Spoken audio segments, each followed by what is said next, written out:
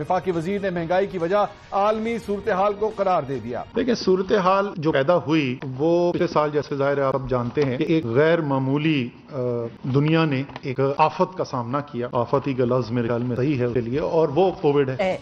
आज वफाकी वजीर असद उमर ने साफ साफ कह दिया कि महंगाई फौरी तौर पर कम नहीं हो सकती। वफाकी वजीर ने महंगाई की वजह आलमी सूरत-ए-हाल को करार दे दिया। हुकूमत कुछ नहीं कर सकती। इसके अलावा हुकूमत क्या करती रही है और आगे क्या करने जा रही है, इसके लिए फैसला ये किया गया है कि यहाँ पर भी रिलीफ देने की, और टारगेट है कि 45 से 50 रुपए केजी कमी की जाए खुर्दनी तेल की कीमत के अंदर।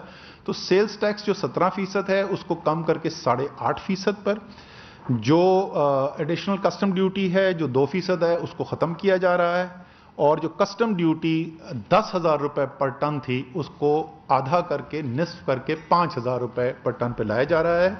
आज वफाकी वजीर असद उमर ने साफ साफ कह दिया कि महंगाई फौरी तौर पर कम नहीं हो सकती। वफाकी वजीर ने महंगाई की वजह आलमी सूरत-ए-हाल को करार दे दिया।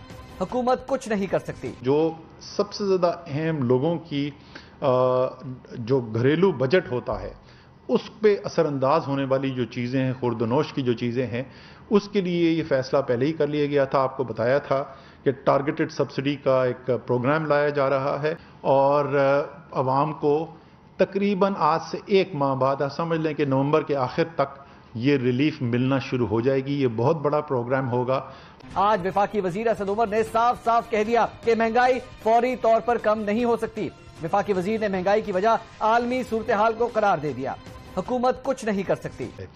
फिर चीनी के ऊपर जी दरामद का फैसला कर लिया गया है। 3 लाख टन की दरामद की जा रही है। 90 रुपए केजी का टारगेट सेट किया गया। अभी कीमतें उससे ज़्यादा हैं, लेकिन इसके पूरे एक इंडस्ट्रीज मिनिस्ट्री जो है इसके ऊपर काम कर रही है कि ये जो 90 रुपए का टारगेट सेट किया है इस तक कैसे हमने लेकर आना है चीनी को। लेकिन फिर मैं वही बोलूँगा कि आलमी मंडी, जैसे मैंने आपको बताया था, वहाँ पर इजाफा जो है वो 53% हुआ है इसी एक साल के अंदर, जबकि पाकिस्तान में इजाफा 15% है। और पेट्रोल की कीमत आसमान से बातें कर रही है। हुकूमत कुछ नहीं कर सकती।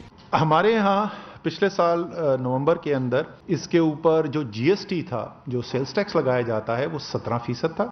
पीडीएल पेट्रोलियम डेवलपमेंट लेवी जो है वो 30 रुपए फी लीटर थी। उसके बाद जैसे जैसे आलमी मंडी के अंदर कीमतें बढ़ती गईं, तो आप लोगों ने ही खबरें भी लगाई टेलीविजन के ऊपर कि वजीर आजम जो है वो ओगरा की समरी तकरीबन हर दफा जो है वो मुस्तरद करके, और जितनी रिकमेंडेशन की जाती थी ओगरा की तरफ से, या जितनी बैनुल-अक़वामी मंडियों में इजाफे की वजह से कीमत का इजाफा बनता था, वो उस फैसले के बरक्स अवाम को रिलीफ देने के लिए टैक्स के अंदर कमी करते गए। बता रहा हूं कि वो 17% जो सेल्स टैक्स होता था हमारा पेट्रोल के ऊपर, वो 17% से कम होकर 6.8% रह गया है।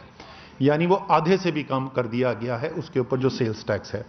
इसी तरीके से पेट्रोलियम डेवलपमेंट लेवी जो फी लीटर 30 रुपए लीटर हुआ करता था, वो आज इस वक्त जो कीमत है उसमें 5.62 रुपए है।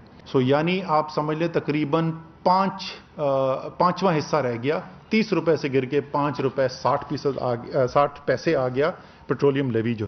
वफाकी वजीर ने महंगाई की वजह आलमी सूरत-ए-हाल को करार दे दिया। हुकूमत कुछ नहीं कर सकती। तो सितंबर 2021 में सितंबर 2020 की निस्बत 12 महीने के अंदर दुनिया में क्या हो रहा था और पाकिस्तान के अंदर क्या हो रहा था।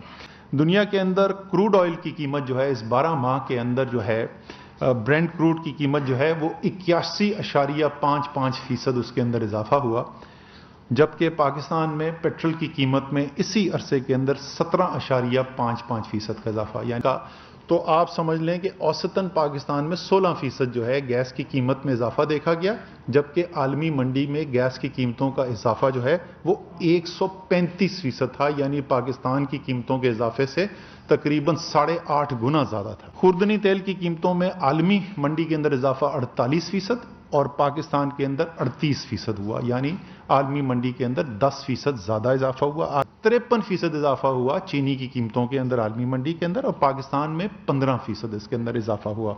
कि आलमी मंडी के अंदर यूरिया की कीमतों में इजाफा इसी पीरियड के अंदर 67% हुआ, और पाकिस्तान के अंदर ये इजाफा 28% हुआ। तो अगर हुकूमत कुछ नहीं कर सकती। तो 121 अरब रुपए का जो BISP होता था सालाना, वहां 2018 में वो इस साल 260 अरब रुपए की ہم اس وقت احساس پروگرام کے ذریعے لوگوں کی معاونت کرنے کے لیے جاری ہے حکومت. میں اس چیز کو بڑی گھٹیا حرکت سمجھتا ہوں کہ میں کبھی کسی کی پرسنل لائف پہ یا اس کی پرائیویٹ افیئرس کے اوپر میں کامنٹ کروں.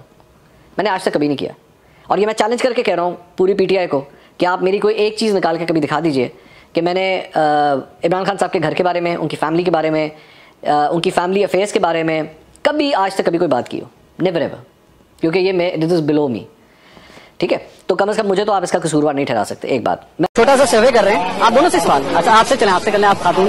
یہ ایک نئی یہ جو ریولیوشنز آئی ہیں, نئے نئے انکشافات آئے ہیں خان صاحب کی کتاب کے حوالے, خان صاحب کے حوالے سے ریحام خان کی کتاب میں, اس سے کیا فرق پڑا؟ خواتین کیا سوچتی ہیں, فیملیز کیا سوچتی ہیں؟ تو یہ سب جھوٹ کا پلندہ ہے. ٹھیک ٹھاک ہو, شکر. بابا جی دسو منو ایک کتاب آ رہی ہے ریحام خان دی. یار میں تو جٹ آدمی ہوں, مجھے کتاب کا پتہ نہیں ہے. آپ کو نہیں پتا؟ لیکن اتنا بتاتا ہوں عمران خان نمبر 1 آدمی ہے. لیکن منصور علی خان آپ کے سامنے یہ بات کہہ کے جا رہا ہے کہ اگر میری کوئی خبر کبھی غلط ثابت ہوئی تو منصور علی خان اس فیلڈ کو ضرور چھوڑ دے گا, اور اگر پچھلے 10 سال میں بھی میری کوئی خبر غلط ثابت ہوئی ہے تو میں بھی یہ فیلڈ ضرور چھوڑ دوں گا. یہ میں کہہ رہا ہوں, یہ ڈاکٹر یہ ہے ہمارے یہاں پہ ایشو. بات فیک نیوز کی نہیں ہے, بات فیک اکاؤنٹس کی بھی ہے کہ ان کو آئیڈینٹیفائی کس طرح کیا جائے. تھوڑی سی آپ کو عقل لگانی پڑتی ہے, اور میں حیران ہوتا ہوں کہ آج کل یہ جو جرنلسٹ جو مختلف چینلز وغیرہ ان جگہوں پہ بیٹھے ہوئے ہیں, وہ خدا کے لیے ان کو سکھائیں تو صحیح, ان کو تھوڑا سمجھائیں تو صحیح کہ بھائی فیک اکاؤنٹ اور اوریجنل اکاؤنٹ میں تھوڑا ڈفرینشیٹ کرنا تو سیکھ لو. تم لوگوں کو اتنا بھی نہیں آتا.